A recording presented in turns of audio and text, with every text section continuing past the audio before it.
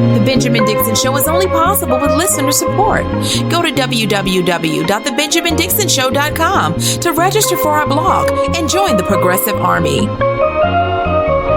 That's right, ladies and gentlemen. Welcome to the Benjamin Dixon Show. I am your host, Benjamin Dixon. Today is Tuesday, February 25th, 2020. Thank you so much for joining us. There's a lot to cover, but I want to tell you at the beginning of this show that there will be no bonus show because I am neck deep in finishing this video that we are going to release tomorrow.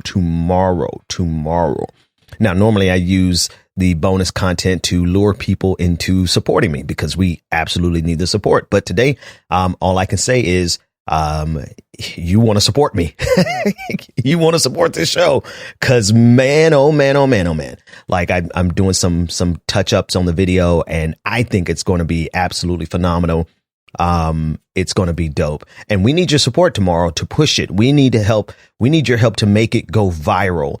We don't expect it to go like 8 million views like the last video went, but we do need the impact. For every reason. If you don't know what video I'm talking about, I don't know if I should tell you, but we're releasing a video tomorrow it's going to be dope and it's pro Bernie Sanders. I'll say that much. So a lot happening in the news, the forum last night. I want to go over, actually, you know what? No, because I need patrons. We're going to do a bonus show. How about that? We're just going to do it all today. We're going to do it all. And I'm going to get the video edited. And I'm going to take my son to get his haircut. And I'm going to take him to go see Sonic the Hedgehog. I'm going to get it all done today.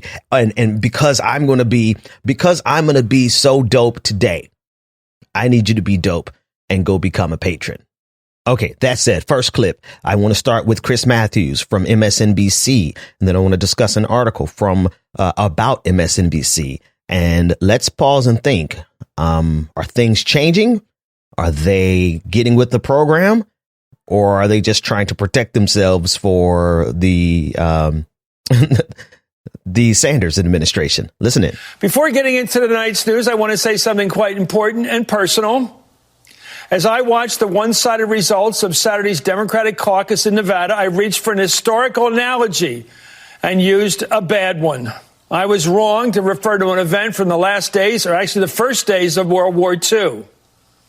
Senator Sanders, I'm sorry for comparing anything from that tragic era in which so many suffered, especially the Jewish people, to an electoral result in which you were the well-deserved winner. This is going to be a hard-fought, heated campaign of ideas. In the days and weeks and months ahead, I will strive to do a better job myself of elevating the political discussion. Congratulations, by the way, to you, Senator Sanders, and to your supporters on a tremendous win down in Nevada. Yeah. Chris Matthews, MSNBC, at the beginning of the show last night. Wow. Okay. Cool apology. And he cut to the core of it. I was with Michael Brooks last night and we discussed this briefly on the Michael Brooks show. Be sure to go over there and check it out. I think it was not the case. Here's the thing. It's a balancing act for us on the left. I think it's time out for us to offer people more grace and more nuance and more context than they offer us. I do believe that it's time out for us to, I think we should have to stop doing that because it's used to manipulate us. Right. But then there's a balancing act in terms of our arguments being in good faith. What I'm getting ready to say is not to defend Chris Matthews. I think his apology was spot on in that he reached for a historical analogy and came up with the worst. Right. I don't believe that he was suggesting that Bernie Sanders was a Nazi. And I think it's fair for us to say that he was not comparing Bernie Sanders to a Nazi. However, the example that he gave was tone deaf as hell. Like you don't compare, like comparing people to Hitler is problematic, period, because there's only one Hitler. Right. I think and I pray throughout all the rest of human history, there's only one Hitler. Comparing the Jewish people who were the primary target of Hitler to Hitler is not smart, which is why Chris Matthews had to come out and apologize, and rightfully so. But more importantly than the apology and the nuance of whether or not, all that set aside, there was an article that came out last night saying that MSNBC is now looking for smart Sanders supporters. I don't know why they had to say smart, because I think all Sanders supporters are smart, but that's just me. Okay, right. But MSNBC is looking for smart Sanders supporters to come on air so that they can have a more balanced approach, because at least they acknowledge, like, we've been saying it and people are like, you think we're exaggerating, but the coverage from MSNBC has been terribly one-sided against Bernie Sanders. I mean, grossly so. Like, really, it's been really, really bad. And so now they're like, okay, we want to get some smart Sanders supporters, which is cool. And I guess that's one of the reasons I got a call to go on Friday. And then I got a call to go on again yesterday on Ari Melber's show, The Beat with Ari Melber. Friday was cool. Yesterday was dope. It was fine. It was, nothing spectacular. We just talked about the news, which is cool. We just talked about the primaries. And so my question, or the thing that I want us to think about, is MSNBC trying to fix and do the right thing, fix this and do the right thing? Or are they just trying to make sure that they're in good position for the Sanders administration? Because as it shapes up, or even if it's not in the administration, which we certainly hope it will be, and we'll discuss that in the patrons episode, the fact that once this nomination, actually, no, we're going to discuss that in a few minutes. The responsibility that we have to win this thing. Okay. We have to win this, but I'll get to that in a moment. Is MSNBC trying to posture themselves to have access to a Sanders administration, or are they just really trying to turn the corner and bring balanced coverage? Whatever the case, I am grateful to be able to be one of the few voices that have been on there. I don't know if I'll get an invitation back. It's all call on demand. But be one of the few voices on there who have been able to speak positively of Bernie Sanders and his campaign, because let's look at it. I mean, I know I don't have to tell you this is preaching to the choir, but quite honestly, there's nothing but good things to say. There's like two criticisms that I have of Bernie Sanders, and I've gone over them in great detail on many episodes, and I've had many thousand followers get upset with me and unfollow me, and now they're all following me back, which is cool. I love you guys all the same. But I just say this because a lot of people like to think once you have decided that I am going to back somebody, that your decision means that you're a sycophant or you are in the cult of personality. And I want to make something clear. My decision to support Bernie Sanders was looking at the sum total of what he's fighting for. And in the other column, what is he not fighting for that I want? Reparations. I think they are due to the American people, African Americans, descendants of slaves. He does not support that yet. I think I can move him on it. Right. But when I look at everything else, and we've discussed it, like, he is not particularly well versed in the language of intersectionality. He's doing a whole lot better, right? But I just want to set this here because I need people who maybe you've never listened to my show before. We have a whole lot of people who are the first timers. A lot of people came from the whole Bloomberg thing and they stuck around. I need you to know that there's an entire backlog of me giving solid critique of everybody, including myself. Now, I don't have to prove this to you. Just keep listening and you'll see it for yourself. But I said all that to say this. When we got behind Senator Sanders, it was a pragmatic decision based on all of the things that he is fighting for, that we are fighting for, me and my wife and our household.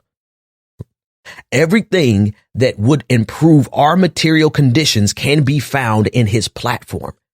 So can I ask everyone else a question?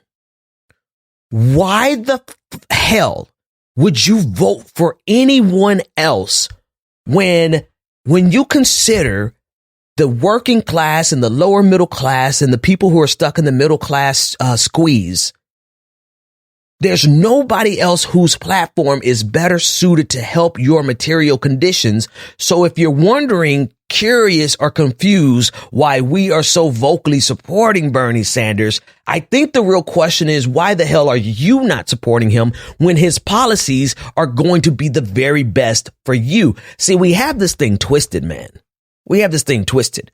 I can't speak for other Bernie Sanders supporters. All I can do is speak for me, right? The reason I am saying and willing to put myself on the line and go on television and do videos and all the stuff that I'm doing has nothing to do with a cult of personality, being in love with Senator Sanders. Never met the guy. I mean, I saw him in person, but I never met the guy. I particularly think he's an old, stubborn white man, right?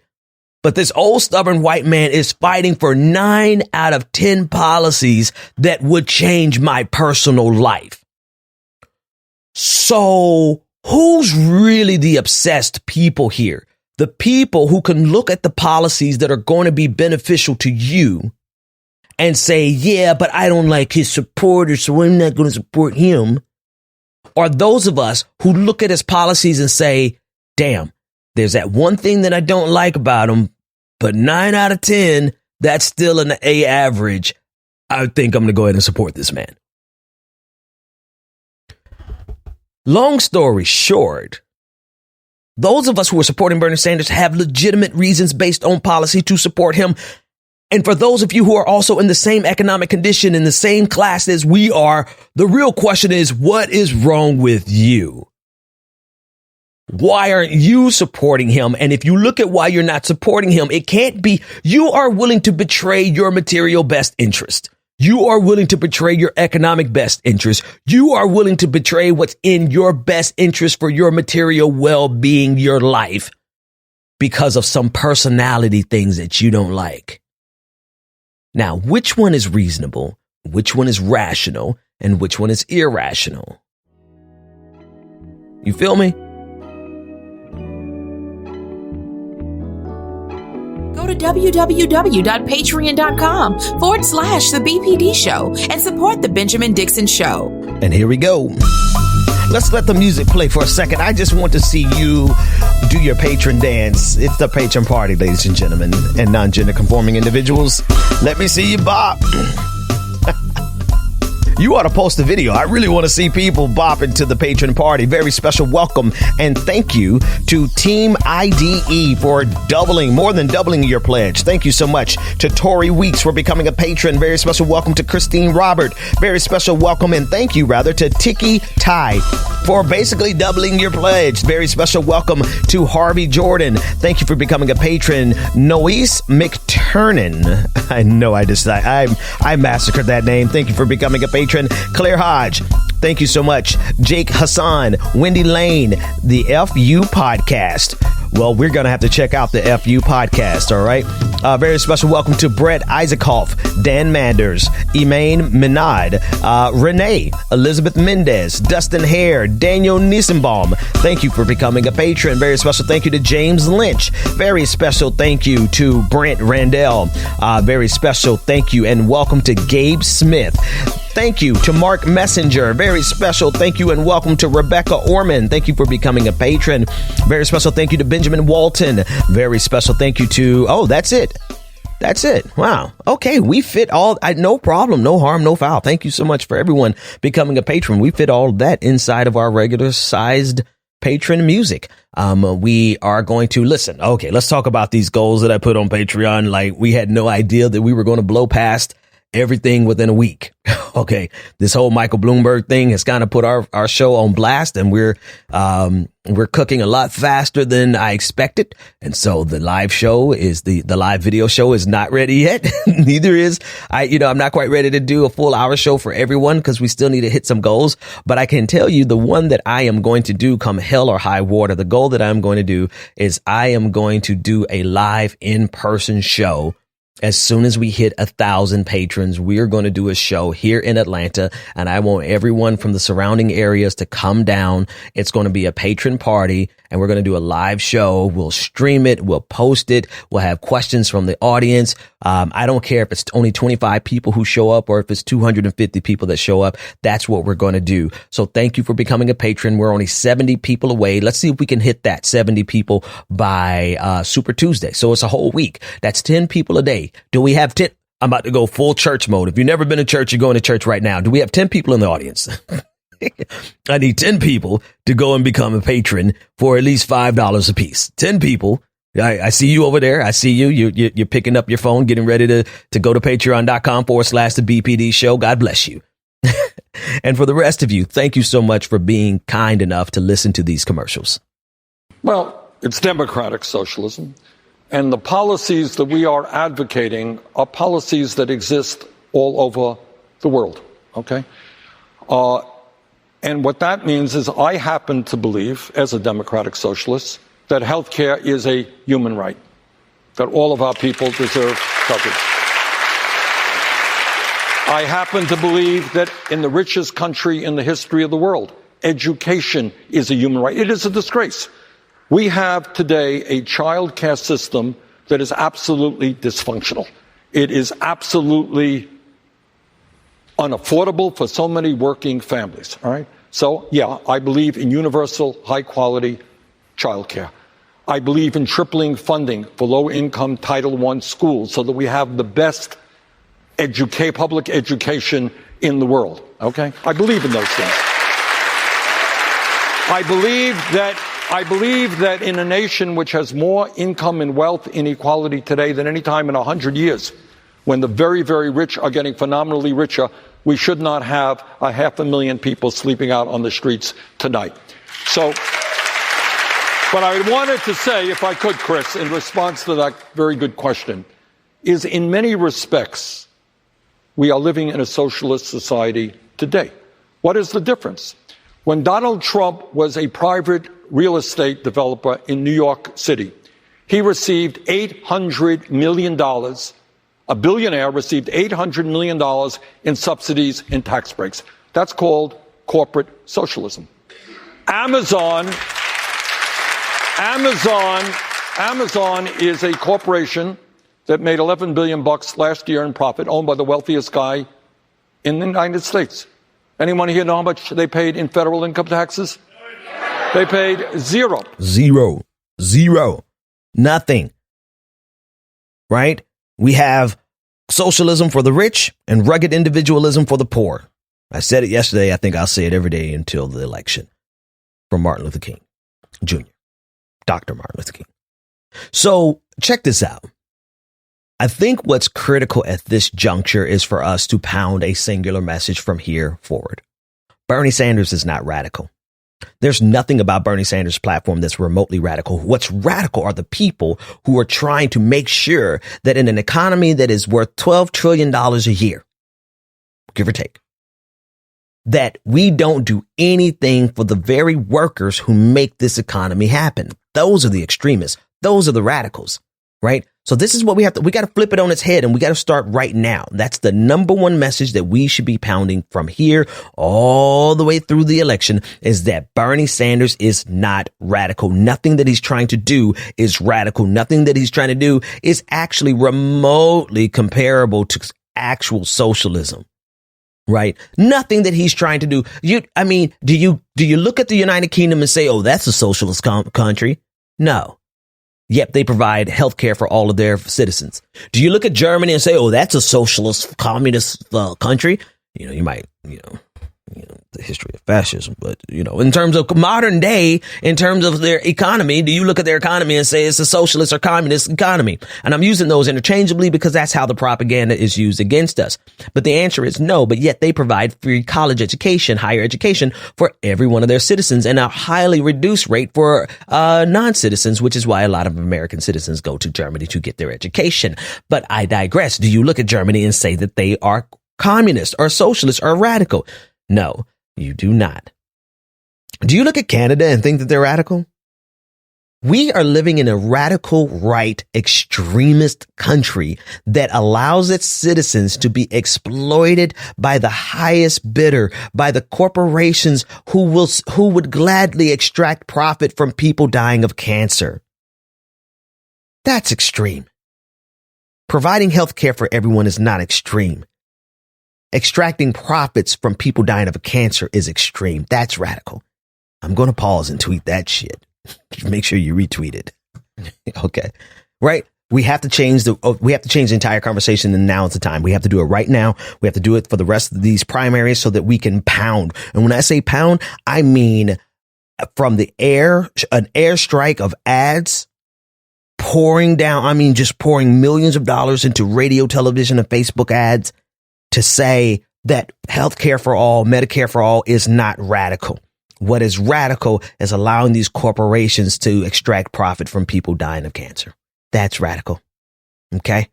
And listen to this next clip from the town hall last night. Let me just tell you, I don't think that that's true.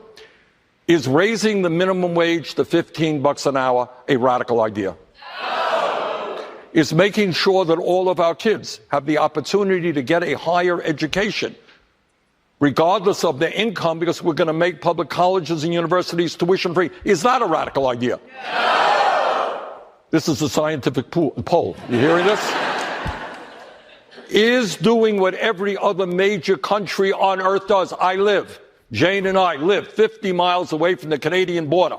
Somehow they managed to guarantee health care for every man, woman, and child in that country at half the cost that we spend per capita. Is guaranteeing health care to all people as a human right a radical idea? No! Is addressing the existential threat of climate change a radical idea? No!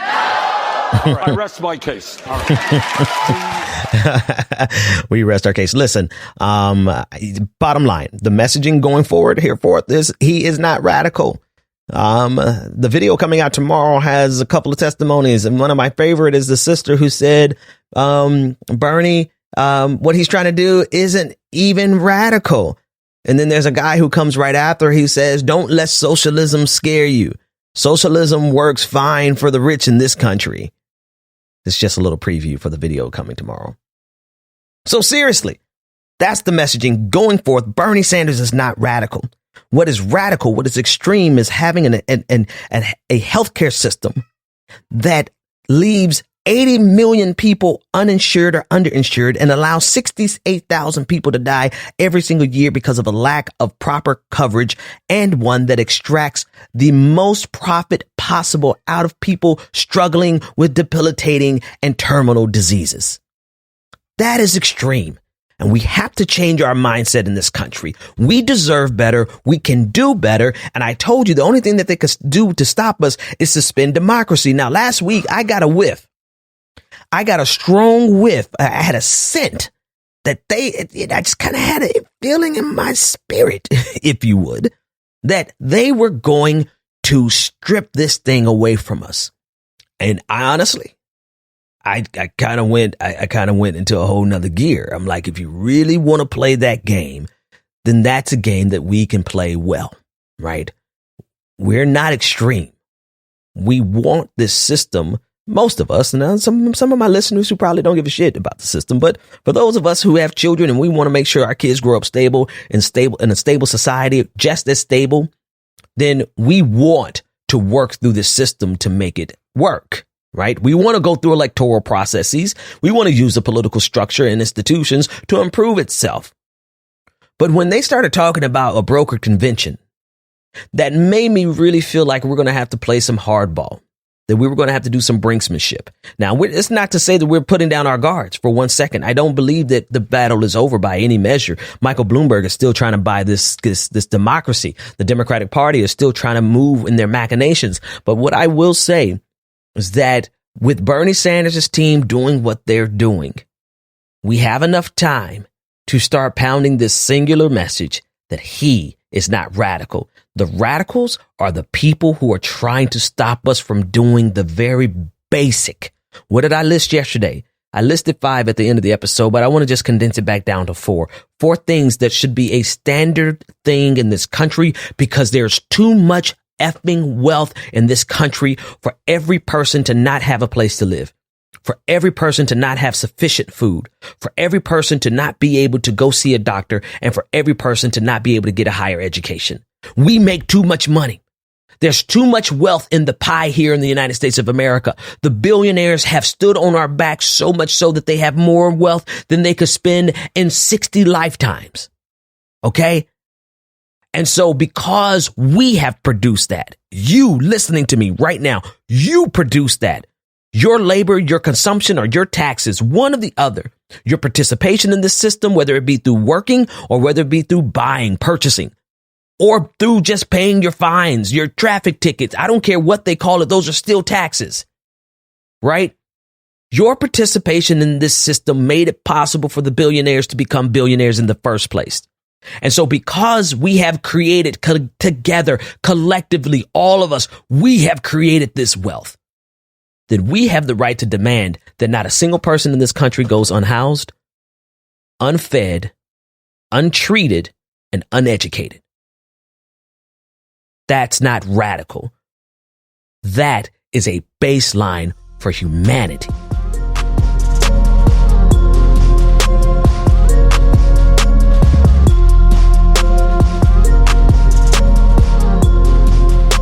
All right, real quick, only a few minutes before we go to the bonus show for patrons, I do need you to go to patreon.com/the BPD show. Can I just say, listen, I'm not going to beg. I'm not going to be a beggar, but I will raise this offering past the collection tray. The Benjamin Dixon Show, we need your help. And so if you want to continue the conversation after this next music that comes up, go to patreon.com/the BPD show. Twice the content, none of the ads. I'm reading this article by Milton Friedman. I'm sorry, not Milton Friedman, Thomas Friedman, that just came out as, I just saw it as I was recording. And he said, Dems, who you want to defeat Trump, form a team of rivals. And inside of it, he says that the team of rivals should be somebody like Bernie Sanders at the top of the ticket, Michael Bloomberg as a Secretary of the Treasury. Nope. Amy Klobuchar as VP. Nope.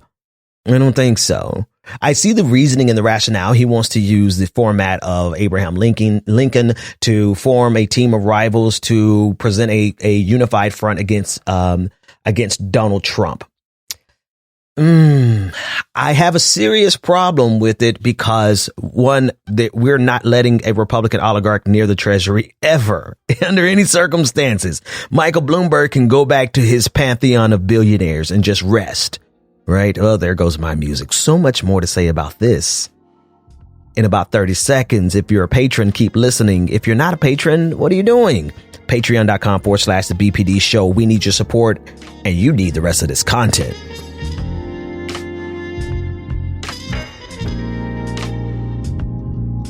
The Benjamin Dixon Show is only possible with listener support. Go to www.patreon.com/the BPD show and support the Benjamin Dixon Show. If you like this episode, be sure to share, like, and subscribe.